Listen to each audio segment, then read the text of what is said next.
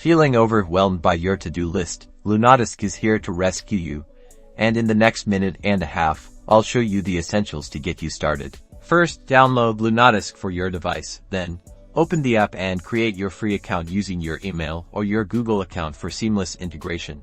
Alright, let's add your first task. Click on the plus button. A new task window will appear.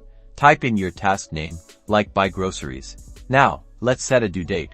Click on the date icon and choose when you want to complete this task. You can even set reminders so you never forget. To stay organized, let's create a project. Click on the project drop-down menu. Select new project and give it a name like household chores. Now that you know the basics, experiment with tags, priorities, and subtasks to take your productivity to the next level with Lunatask. That's it, you're ready to tackle your to-do list. Subscribe for more Lunatask tips and tricks, and let me know in the comments what you'd like to learn next.